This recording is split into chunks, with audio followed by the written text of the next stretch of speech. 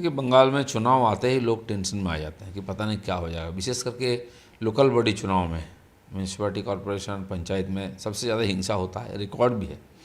लेकिन वो हिंसा को बंद करने का, रोकने का नाम मात्र नहीं है, क्योंकि यहाँ की जो पार्टी सत्ता में है, जिनको शांतिपूर्वक चुनाव करने की जिम्मेदारी है, वही हिंसा करते हैं।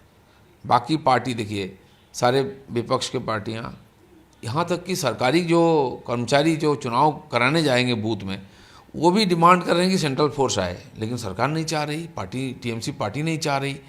कोर्ट का जो वर्डिक्ट है उसका अगेंस्ट में उन्होंने सुप्रीम कोर्ट चले गए कि सेंट्रल फोर्स ना आए।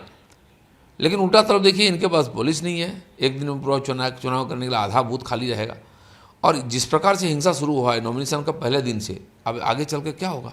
5-7 लोगों का डेथ हो गया है नॉमिनेशन में ही। अब चुनाव प्रचार अभी क्या है, जिन लोगों ने नॉमिनेशन किया है विपक्ष का, उनको धमकी दे रहे हैं विड्रॉल के लिए। उनके पार्टी में भी हज़ारों लोग एक्स्ट्रा जो किए हैं नॉमिनेशन, उनको भी धमकी दिया जाए कि तुम विड्रॉ कर लो, तो ज़्यादा हिंसा होगा। तो सरकार, यहाँ की सरकार इतना अनपॉपुलर हो चुकी है, वो जानते हैं कि फ्री फेयर इलेक्शन हो जाएगा तो वो बुरी तरह हारेंगे। इसीलिए किसी भी प्रकार से जीतने के लिए पुलिस बल गुंडों को लगा करके और चुनाव जीतना चाह रहे हैं, इसलिए सेंट्रल फोर्स को यहाँ आने के लिए रोकने की प्रयास कर रहे हैं। जो ओपन किया गया है राजभवन में, नहीं, एक अच्छी बात है। देखिए, इस प्रकार परिस्थिति महामहिम राज्यपाल जी ने खुद प्रोएक्टिव होकर के इफेक्टेड इलाके में पहुंच रहे हैं। जो हिंसा के शिकार हुए लोग, उनसे मिल रहे हैं, उनके परिवारजनों से मिल रहे हैं। 1-2 जगह गए हैं, और भी कई जगह काफ़ी हिंसा हुआ है, मृत्यु हुआ है, तो वहाँ भी जाने का उनका विचार है, तैयारी चल रही है। तो मुझे अच्छा लग रहा है कि और दूसरा तरफ देखा जाए, जनता इतना परेशान है और डरे हुए हैं, वो बेसहारा समझ रहे हैं अपने को। किसके पास जाए? जो सरकार का पास जाएंगे, सरकारी खुद प्रताड़ना कर रही है। इसलिए गवर्नर का जो हेल्पलाइन नंबर है, कम से कम वहाँ लोग शिकायत कर सकते हैं। कोई तो सुनेगा उनकी बात को, सुनने के लिए कोई तैयार नहीं, बार बार अदालत जाना पड़ रहा है। तो गवर्नर साहब को इसलिए धन्यवाद है कि वो खुद जो शांति रूम बना रहे हैं, नंबर दिए हैं लोगों को संपर्क करने के लिए, कुछ तो निराकरण होगा। कम से कम कितना गड़बड़ हो रहा है, लोग तो कंप्लेन करने का मौका मिला लोगों को, एक रिकॉर्ड भी होगा कितने जगह से कंप्लेन आ रहे हैं। बदल भी अब सुप्रीम कोर्ट की और रुख किया है केंद्रीय बल के खिलाफ, क्या कहना चाहेंगे? यही तो चिंता की बात है। ऑलरेडी हाई कोर्ट ये जो जजमेंट दी है कि सेंट्रल फोर्स लगाना है, नहीं तो फ्री और फेयर इलेक्शन नहीं हो पाएगा। और एक प्रकार जजमेंट है, लेकिन सारे लोग खुश हैं कि चलो, विशेष करके जनता जो चुनाव में अपने प्रतिनिधि को चुनेगा, वो अगर बूथ तक नहीं पहुंच पाएगा तो कैसे चुनाव होगा। तो उनके लिए चुनाव है, वो डरे हुए हैं। और लेकिन सरकार नहीं चाह रही कि सेंट्रल फोर्स आ जाए, फ्री फेयर इलेक्शन हो। तो सरकार अगर नहीं चाहेगा फ्री फेयर इलेक्शन शांतिपूर्वक, तो कैसे संभव है? यही चिंता की बात है। टीएमसी के इसको व्यवहार कर रहे हैं। देखिए, जहाँ जहाँ अशांति हुई है, कल हमारे एक कार्यकर्ता का मर्डर हुआ है, कैंडिडेट के रिश्तेदार का। उसके पहले तो कांग्रेस के लोग मारे गए, ममता बनर्जी के अनुसार टीएमसी के 2 लोग मारे गए, सीपीएम के लोग मारे गए, बीजेपी की कहीं नहीं है, ना बीजेपी के लोगों से मिले। बीजेपी के लोग तो ज़बरदस्ती जहाँ हो रही वहाँ गए नहीं नॉमिनेशन के लिए। तो इसीलिए यहाँ बीजेपी की क्यों बात आ रही है? ये लोग डरे हुए हैं जी, इतना एक्टिव हो गए गवर्नर, उनको तो जगन्नाथ जैसा घर में बैठना चाहिए था, लेकिन वो खुद जाके मामला कर रहे हैं, लोगों में मिल रहे हैं, लोगों में हिम्मत बढ़ रहा है। और जैसे कि गवर्नर जा रहे हैं स्पॉट पर, आप लोग मीडिया वाले भी जा रहे हैं, पूरी घटना सामने आ रही है। अभी तो घटना में 5-6 लोगों की हत्या हुई है, और यहाँ की मुख्यमंत्री खुद बोल रहे हैं कि 2 उनके पार्टी लोग मारे गए, लेकिन पुलिस रिपोर्ट में देखिए वो बोलते कोई खून खराबा नहीं हुआ, हिंसा नहीं हुआ।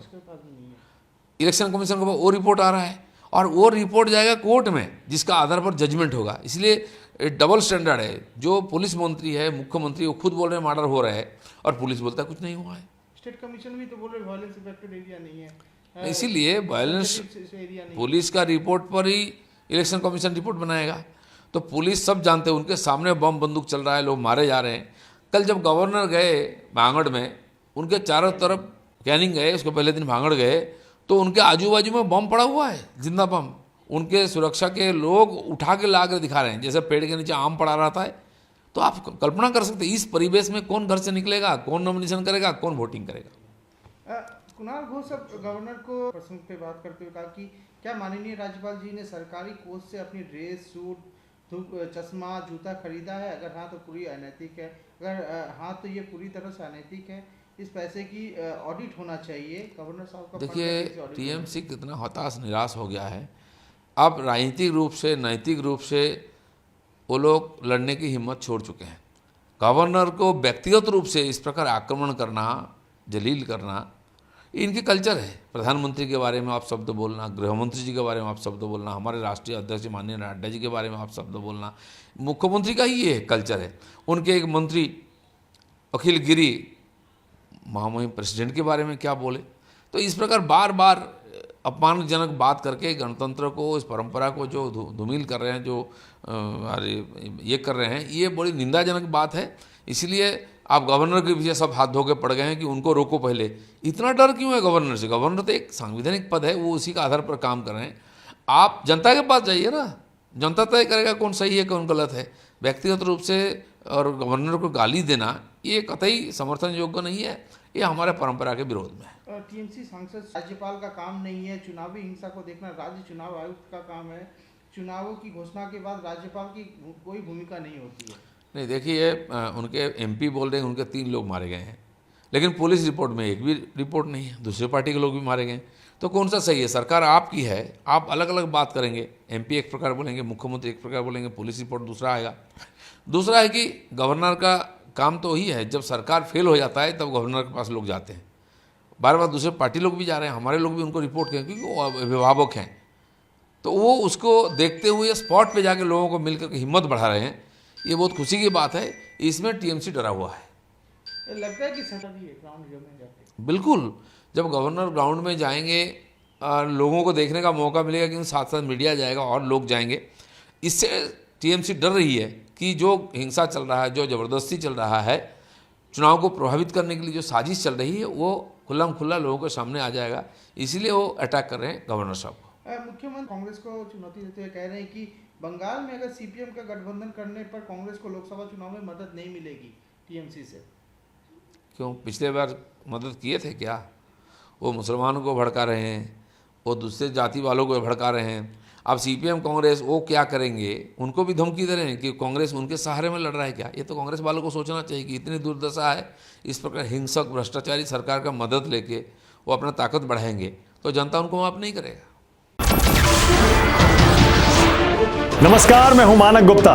अगर आपको हमारा ये वीडियो पसंद आया हो तो इसे लाइक और शेयर जरूर करें, और हां, हमें सब्सक्राइब और फॉलो करना ना भूलें ताकि आप देश और दुनिया की कोई खबर मिस ना करें। तो जुड़े रहिए हमारे साथ और देखते रहिए न्यूज़ 24।